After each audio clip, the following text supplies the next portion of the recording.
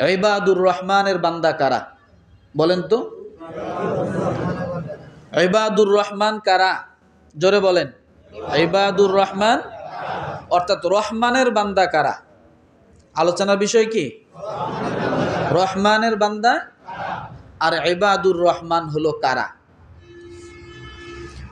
রহমানের বান্দা আল্লাহর দিক থেকে, আর ইবাদুর রহমান ব্যক্তির দিক থেকে। ঠিক আছে, তাহলে আমরা আজকে আলোচনার বিষয় শুনবো রহমানের বান্দা। এতদিন শুনছেন আল্লাহর বান্দা কারা, তাই না? কিন্তু আল্লাহ তাআলা আজকে তার আলাদা একটা স্পেশাল নাম দিয়ে বান্দার সঙ্গে সম্পর্ক জুড়ে দিয়েছেন। কি সম্পর্ক? ইবাদুর রহমান। মনে থাকবে?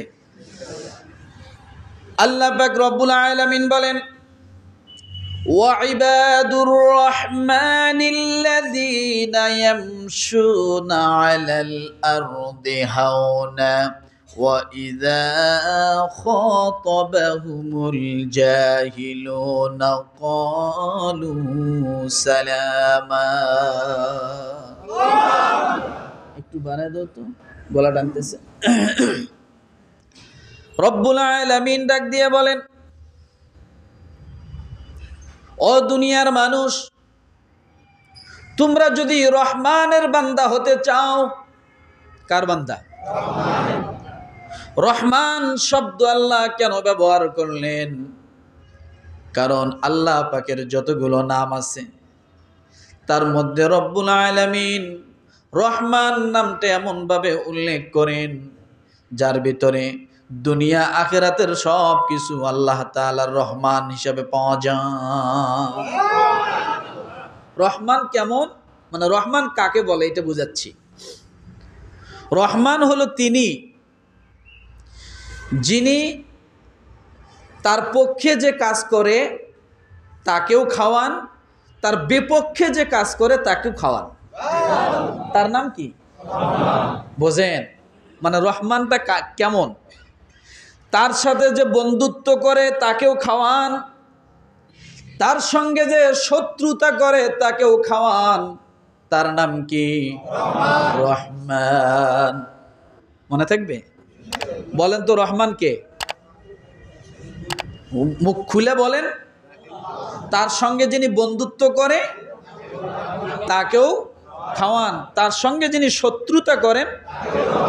আচ্ছা, আমরা কি এরকম আছি কেউ যে আমার সাথে যার বন্ধুত্ব আছে আমি তাকেও খাওয়াই, যে আমাকে গালি দেয়, বকা দেয়, আমার সমালোচনা করে, আমার বদনাম করে, আমার সাথে খারাপ আচরণ করে, আমি তাকেও খাওয়াই? এরকম আছে? রব্বুল আলামিন ডাক দিয়ে আরেক জায়গায় বলেন, আর রহমান আল্লামাল কুরআন খলাকাল ইনসান আল্লামাহুল বায়ান। রহমান হলেন তিনি যিনি কোরআন নাজিল করেছেন, মানুষ সৃষ্টি করেছেন এবং মানুষের ভাষা যিনি শিক্ষা দিয়েছেন। কোরআন নাজিল করেছেন, মানুষ সৃষ্টি করেছেন, আর কি বায়ান শিক্ষা দিয়েছেন। বায়ানের অনেক ব্যাখ্যা আছে। বায়ান শুধু ভাষা না, বায়ান হলো যে জিনিস তার নিয়মতান্ত্রিক মোতাবেক চলে সেটাকে বায়ান বলে। যেমন একটি লাউয়ের বিচি, একটি সিমের বিচি, একটি কুমড়া বিচি, একটি বেগুনের বিচি আপনি জমিনের মধ্যে রোপণ করলেন, আর জমিনের মধ্যে রোপণ করার পরে ওখান থেকে এটা গাছ হয়ে গেল। আমি বায়ানের ব্যাখ্যাটা একটু বুঝাচ্ছি। ওখান থেকে গাছ হয়ে গেল, ওই গাছটা হওয়ার পরে গাছের গোড়ায় যে সাদা সাদা শিকড় ডালের মতো আছে না? ওই শিকড়টা তার নিচের দিকে যাবে, গাছটা উপর দিকে উঠবে, পাতা দুটো, কুশি পাতা দুটো মাটিকে ভেদ করে উপর দিকে উঠতে হবে। এই যে গাছ, তার পাতাগুলো উপর দিকে উঠবে, এই নিয়মতান্ত্রিক মেনে চললো।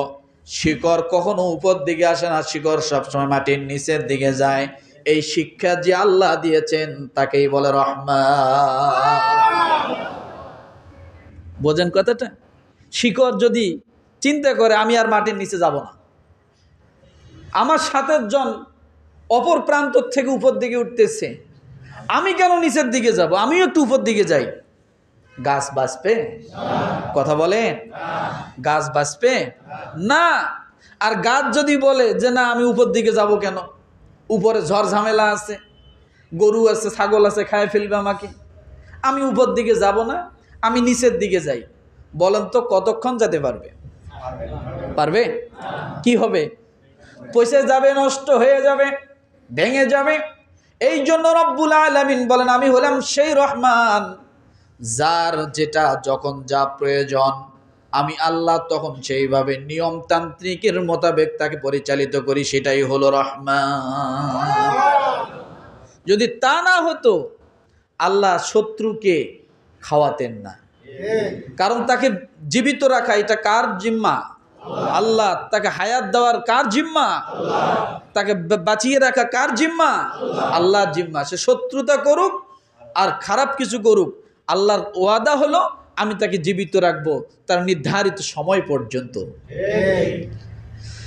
রব্বুল আলামিন ডাক দিয়ে বলেন ওয়া ইবাদুর রাহমানিল্লাযীনা ইয়ামশুনা আলাল আরদি হাওনা ওয়া ইযা খাতাবাহুমুল জাহিলুনা ক্বালু সালামা।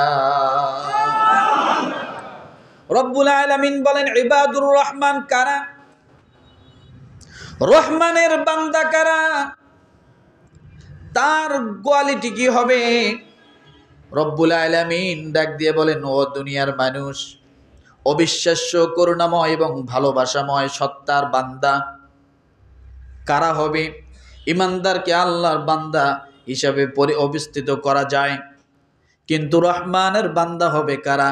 আল্লাহ তাআলা আলাদা একটা বায়োডাটা দিলেন, তার পরিচয় করিয়ে দিলেন। কারণ রহমান হলেন তিনি যার কাছে ভালোবাসা আছে। কি আছে? যার কাছে ভালোবাসা আছে, যার কাছে যত্ন আছে, তার নাম কি?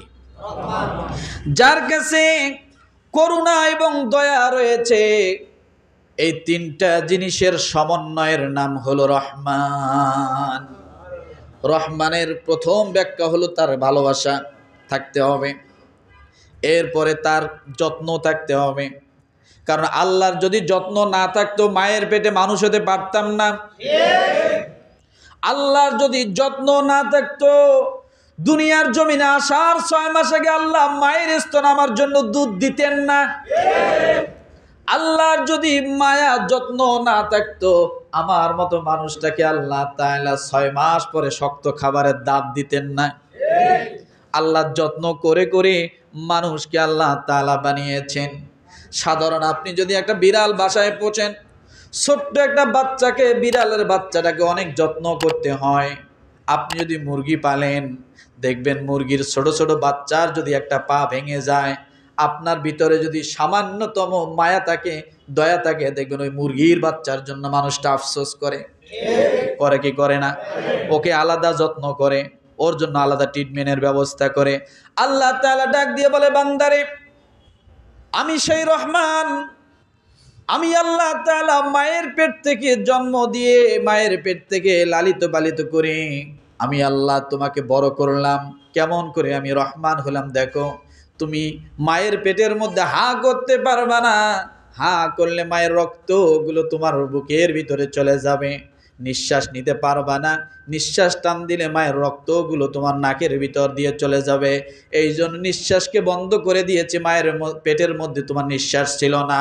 মুখটাকে বন্ধ রেখে দিয়েছে যাতে নাপাকগুলো ভিতর দিয়ে না যায়। আমি আল্লাহ সরাসরি মায়ের পেটের সঙ্গে তোমার পেটের সঙ্গে আমি আল্লাহ তার লাগায় দিলাম।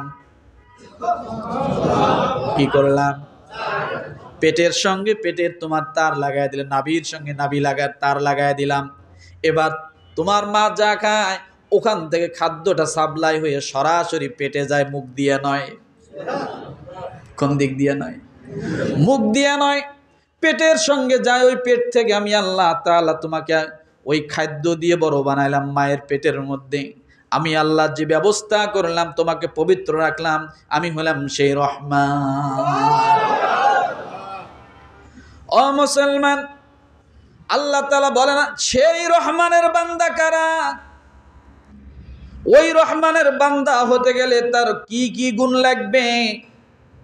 ওই রহমানের বান্দার কয়েকটা গুণের মধ্যে দুইটা দিক রয়েছে। এক নাম্বার দিকটা হলো একজন মানুষের সব গুণগুলো থাকা অবশ্যই প্রয়োজন, অবশ্যই ভালো, অবশ্যই দরকার। যে 12টা গুণের কথা বলা হয়েছে, 12টা গুণ যেন একজন মানুষের ভিতরে থাকে। আবার আরেক জায়গায় বলা হয়েছে 12টা গুণ একসঙ্গে নয়, আলাদা আলাদা যদিও থাকে, তারপরও বান্দাটা রহমানের বান্দা হিসেবে পরিচয় দিতে পারবে। তাহলে সব গুণ একজন মানুষের ভিতরে থাকা, এটি উঁচু স্তরের রহমানের বান্দার গুণ। ইবাদুর রহমান হলো উঁচু স্তর। আবার সব গুণগুলো নাই, কিছু আছে কিছু নাই, আল্লাহ বলে সে বান্দাটাকেও আমি বিতাড়িত করব না। কি করব না? তাহলে এবার দেখেন প্রথম নাম্বার গুণটা আল্লাহ কি দিয়ে শুরু করলেন? আমরা কি ইবাদুর রহমানের বান্দা হতে চাই? ইনশাআল্লাহ। আমরা ইবাদুর রহমান হতে চাই? ইনশাআল্লাহ। জোরে বলেন ইনশাআল্লাহ। মাথা উঁচু করেন, অনেকে ঘুমাচ্ছে। রব্বুল আলামিন ডাক দিয়ে বলেন আল্লাযীনা ইয়ামশুনা আলাল আরদি হাওনা। এক নাম্বার গুণ, খুব গভীর খেয়াল করতে হবে। এটা কিন্তু শুধু আল্লাহর বান্দা বলছি না। কার বান্দা? রহমানের বান্দার গুণের কথা বলছি। তাহলে অবশ্যই এখানে স্পেশাল কিছু আছে, তাছাড়া আল্লাহ কেন বলবেন? রব্বুল আলামিন ডাক দিয়ে বলেন আল্লাযীনা ইয়ামশুনা আলাল আরদি হাওনা। ও দুনিয়ার মানুষ, যারা ভূমিতে চলাচল করে, জমিনে চলাচল করে, বিচরণ করে, হাঁটা চলা করে, যারা ভূমিতে অবস্থান করে, পৃথিবীর জমিনে যারা অবস্থান করবে, তোমাদের এক নাম্বার রহমানের বান্দার গুণ থাকতে হবে। তোমরা সব সময় নম্রভাবে চলাফেরা করবা। ইবাদুর রহমানের এক গুণ, এক নাম্বারটা কি?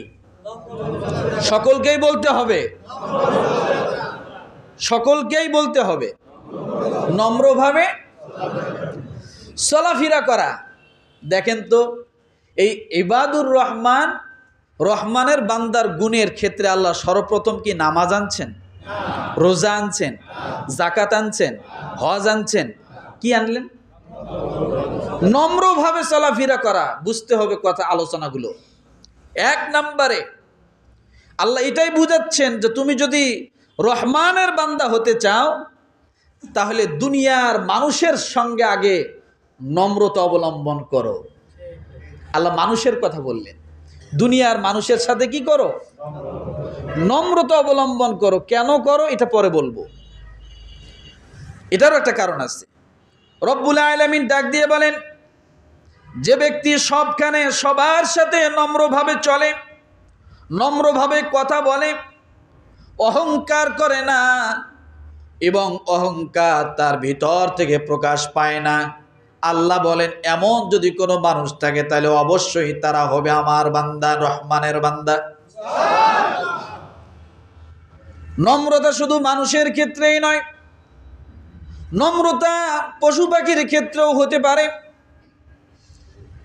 পাখির ক্ষেত্রেও হতে পারে, আপনার ঘরের বিড়ালের ক্ষেত্রেও হতে পারে। এই নম্রতা শুধু আপনার বাড়ির একটা কুকুরের ক্ষেত্রেও হতে পারে।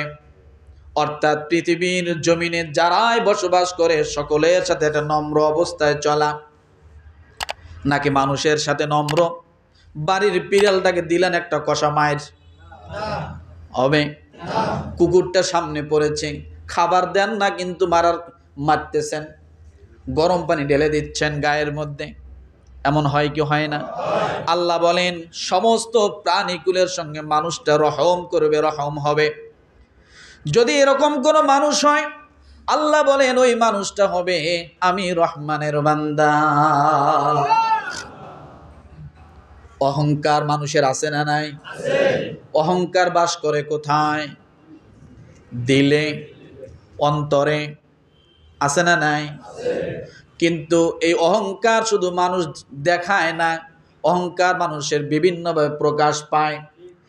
কারো অহংকার চোখ দিয়ে প্রকাশ পায়, কারো অহংকার কথায় প্রকাশ পায়, কারো অহংকার নাক ছিটকানোর দ্বারা প্রকাশ পায়, কারো অহংকার ভুরু কুচকার দ্বারা প্রকাশ পায়, কারো অহংকার হাঁটার দ্বারা প্রকাশ পায়, কারো অহংকার হাতের দ্বারা প্রকাশ পায়। আছে না নাই? তাহলে বোঝা গেল অহংকার বসবাস করে এক জায়গা, কিন্তু এই অহংকার প্রকাশ হয় সারা শরীর থেকে। কথা ঠিক কিনা? কেউ অহংকার করে গায়ের চামড়া দিয়ে প্রকাশ পায়, আমি ফর্সা ও কালো, আছে না? কারো অহংকার প্রকাশ পায় খাটো এবং লম্বায়, আমি লম্বা ও খাটো। হঠাৎ করে একটা কথা বলে বসলো, বাইটে মানুষ, খাটো মানুষ, বিভিন্ন ভাবে বলল, অহংকার বশত বলল। মুসলমান ভালো করে বুঝতে হবে, অহংকার বসবাস করে কলবে, কিন্তু অহংকার যদি কারো কলবে থাকে পুরা শরীর দিয়ে তার অহংকার প্রকাশ পায়। রব্বুল আলামিন সে কথা বলেন, وَإِنْ يَكَادُ الَّذِينَ كَفَرُوا لَيُزْلِقُونَكَ بِأَبْصَارِهِمْ لَمَّا سَمِعُوا الذِّكْرَ وَيَقُولُونَ إِنَّهُ لَمَجْنُونٌ। রসুলের সঙ্গে কাফেররা কিভাবে অহংকার প্রকাশ করছেন, যারা কুফর অবলম্বন করেছে। সূরা কালাম আয়াত নম্বর 51। তারা যখন উপদেশ বাণী শোনে তখন মনে হয় তারা যেন তাদের তীব্র দৃষ্টি দ্বারা, চোখের দ্বারা মানুষ অহংকার বোঝায়। তীব্র দৃষ্টি দ্বারা তোমাকে আশ্রিয়ে দিবে, আশ্রয়ে ফেলবে।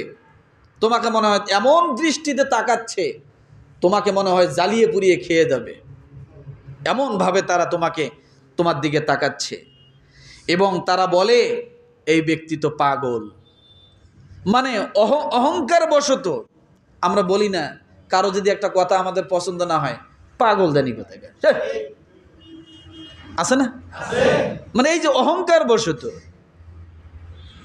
মনে করেন একজনে বলল, ভাই আপনার কি গাড়ি আছে, বাড়ি আছে? পাগল, কয়টা গাড়ি লাগবে, কয়টা বাড়ি লাগবে, আমরা বলে না? মানে তার অহংকার চোটটাই হলো আলাদা। বেটা তুমি গাড়ি বাড়িতে আছো, আমি ফ্যাক্টরির মালিক, আমার এই আছে সেই আছে, অনেক কিছু আছে। কথা ঠিক না? তো এই যে মানুষ এভাবে তার নিজের অহমিকাকে প্রকাশ করে। আর চোখের দৃষ্টি, রাসূল সাল্লাল্লাহু আলাইহি ওয়াসাল্লাম যখন কোরআন তেলাওয়াত করে করে মানুষকে শোনাইতেন, কাফের মুশরিকরা আরো জ্বলে যেত, বিরক্ত হয়ে রাসূলের দিক এমন ভাবে তাকাইতো যে তোমার বাপ নাই, মা নাই, তুমি, মানে এমন দৃষ্টিতে তাকাতো মনে হয় যে রাসূলকে খেয়ে ফেলবে। এরকম হয় না আমাদের সমাজে? আমাদের মাঝে কি এরকম নাই? আছে। মানে অহংকার বশত তাকানো। হ্যাঁ, মানে একজনে একটা কথা বলছে, আরেকজন তার দিকে এমন ভাবে চায়া রইছে, মানে বুঝাইতেছে তুমি আমাকে বুঝাও, আমি বুঝি না। কথা ঠিক না? তুমি আইছো আমাকে বুঝাইতে, এরকম বলে না? এটা অহংকারী ভাব প্রকাশ। কথা ঠিক না? এরপরে রব্বুল আলামিন বলেন, চোখের নজর দিয়ে কিভাবে মানুষ অহংকার করে। সুম্মা নাযার, তারপর সে নজর বুলালো। সুম্মা আবাসা ওয়া বাসার, তারপর সে ভ্রু কুঞ্চিত করলো। ভ্রু দিয়ে মানুষ তার অহংকারকে প্রকাশ করে। কি দিয়ে? ভ্রু কুঞ্চিত করে মানুষের অহংকার প্রকাশ করে। তাইলে অহংকার প্রকাশের জায়গাগুলো দেখেন, ভ্রু দিয়ে, চোখ দিয়ে। এটা কি আমার কথা বলছি? কার কথা? সূরা কালাম, সূরা মুদ্দাসসির 21, 22 এবং 23 নম্বর আয়াত। রব্বুল আলামিন বলেন, সুম্মা আদবারা ওয়াস্তাকবার, তারপর সে পিছনে ঘুরলো ও অহমিকা দেখাইলো। যা, আছে না এরকম? এই কথা কয়ে সে আর একদিকে হাঁটা দিল। এই যে অহংকার তার ভিতর থেকে প্রকাশ পাচ্ছে। এমন পরিস্থিতি সময় যখন মানুষ এমন কিছু অহমিকাকর কথাবার্তা বলে, তখন আপনার কি করা দরকার? একজন মানুষ মূর্খতা সুলভ আপনার সাথে অহংকার করতেছে, মূর্খতা সুলভ আপনার সাথে তর্ক করতেছে, আছে না? মূর্খতা সুলভ আপনার সঙ্গে শুধু পায়ে পাড়া দিয়ে ঝগড়া করতেছে, আছে না? নেই? আছে। তাহলে সেই সময় আপনি কি করবেন? আপনার কাজ কি হবে? তাহলে প্রথম বিষয়টা জানলাম, মানুষের সঙ্গে বিনয় করা। জমিনে প্রত্যেকটা প্রাণীর সাথে কি বিনয়ী হওয়া। যদি কেউ বিনয়ী অবস্থায় থাকে, তাহলে আল্লাহ বলেন সে হলো রহমানের বান্দা। সে কি? রহমানের বান্দা। এরপরে দেখেন আপনার সঙ্গে কেমন করে পায় ঝগড়া করো। ওয়াইদা খাতাবাহুমুল জাহিলুনা ক্বালু সালামা। ওয়াইদা খাতাবাহুমুল জাহিলুনা ক্বালু সালামা। আচ্ছা বলেন তো, জাহেল শব্দের অর্থ কি? জোরে বলেন। না, সব ক্ষেত্রে জাহেল শব্দের অর্থ মূর্খ না, এটা বুঝতে হবে। আমরা জানি জাহেল অর্থ কি, মূর্খ, এটা জানি, কিন্তু আসলে সব ক্ষেত্রে জাহেল শব্দের অর্থ মূর্খ নয়। তাহলে এই যে আপনার সঙ্গে গায়ে পাড়া দিয়ে ঝগড়া করে, একজনে এমন কথা বলল, কিরে তুই আর কত বছর তুই পরীক্ষা দিবি? মানুষের সামনে এমনভাবে আপনার একটা বিষয় উপস্থাপন করলো যেটা আপনি কখনো আশা করেন নাই। আছে না এরকম? আপনার প্রেস্টিজে লাগলো, এটা করা যাবে? হ্যাঁ, কি ব্যাপার, এত বড় বড় বাজার করতেছো, টাকা পাইলা কোথায়? 2-4 জন মানুষের সামনে বলে ফেললা। এখন সে টাকা পাইলো কোথায়, এটা কেউ 2-4 জন মানুষের সামনে আপনাকে বলবে? কথা বলে না। এমন কোনো কথা আপনার বলা যাবে না যেগুলো তার সম্মানে, ইগুতে লাগে, তার প্রেস্টিজে লাগে। আর যারা বলে, আল্লাহ বলেন এরা মূর্খতা প্রকাশ করে। লাগামহীন কিছু মানুষ আছে, কথা বলে। আপনি একজন সম্মানিত ব্যক্তি, সকলেই সম্মান দেয়। এখন মনে করেন আপনি 2-4 জন আপনার বন্ধু লেভেল নিয়ে আপনি এক জায়গায় হাঁটতেছেন, হঠাৎ আপনার এক গ্রামের ব্যক্তির সাথে দেখা, যা আপনার বয়সে ছোট হতে পারে, কিন্তু ওই আপনার 2-4 জন বন্ধুর সাথে সামনে আপনাকে বলে ফেললো, কি অমুক কেমন আছিস? একটু ইগোতে লাগে কিনা? আপনি তো এখানে স্যার, তাই না? আপনার সাথে যারা আছে তারা কি আপনার কলিগ, একসাথে চলাফেরা, একসাথে চাকরি করেন, তারা আপনার নিচে, তারা সকলে আপনাকে স্যার স্যার করে ডাকে। এখন ওই এমন এক ব্যক্তি যা আপনার সমবয়সী কাছাকাছি, কিন্তু আপনাকে দেখার সাথে তুই মুই শুরু করে দিল, হয় কি না? এরকম হয় না? তখন আপনি থতবত খায়া যান, আমি এখন কি কমু, কোনটা বলবো? আপনার সম্মান নিয়ে টানাটানি। তো আসলে এগুলা লাগামহীন কিছু কথা। এমন কিছু বিষয় আছে, হঠাৎ আপনার 2-4 জন বন্ধু নিয়ে যাচ্ছেন, আপনি কোনো কারণে হয়তো বিবাহ করছেন, আপনার শ্বশুর বাড়িটা খুব একটা ভালো পড়ে নেই। আরেকজন লোক 2-4 জনের সামনে বললো, কিরে তুই বলে বিয়ে করলি, তোর শ্বশুর বলে এই। আছে না? আছে কি নাই? এই যে এমন কিছু বিষয় আছে যেগুলা আপনি ওখানে না বললেও পারতেন, কি কথা ঠিক না? ওই সমাজে ওই মানুষগুলোর সামনে তাকে না বললেও পারতেন।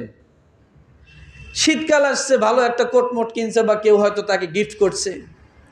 এখন চায়ের দোকানে বসে আছে, আরেকজন যা কোট ধরে টান দিয়ে বলতেছে, এটা কি শ্বশুর বাড়ির থেকে দিছে নাকি? আছে কি নাই? আছে না? কেন?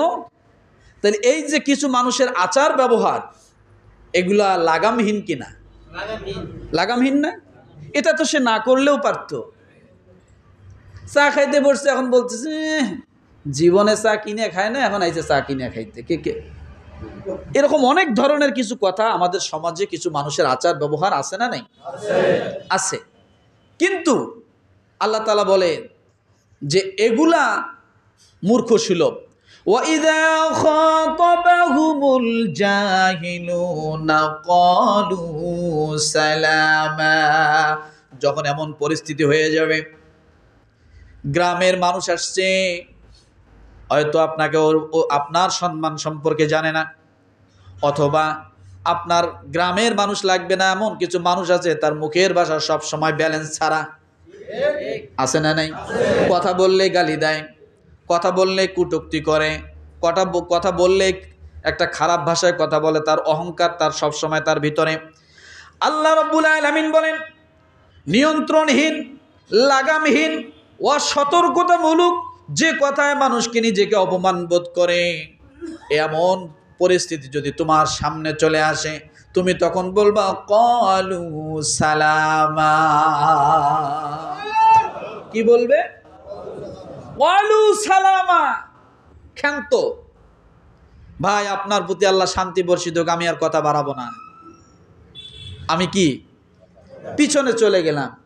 যখন দেখছেন যে আপনার সম্মান টানা আশ্রা হচ্ছে, আপনি তাকে চুপ করে দেন, ভাই থামেন, ভাই চুপ করেন, ভাই শান্তিতে থাকেন, ভাই আমি শান্তিতে আছি। কথা বোঝেননি? এমন ঘটনা, এই জাহিলুনা শব্দটা মুসা আলাইহিস সালাতু ওয়াস সালাম ব্যবহার করছিলেন। সুবহানাল্লাহ বলেন। মুসা আলাইহিস সালামের ঘটনায় ব্যবহৃত হয়েছে। মুসা আলাইহিস সালাম বলছেন, ক্বালা আউযু বিল্লাহি আন আকুনা মিনাল জাহিলিন।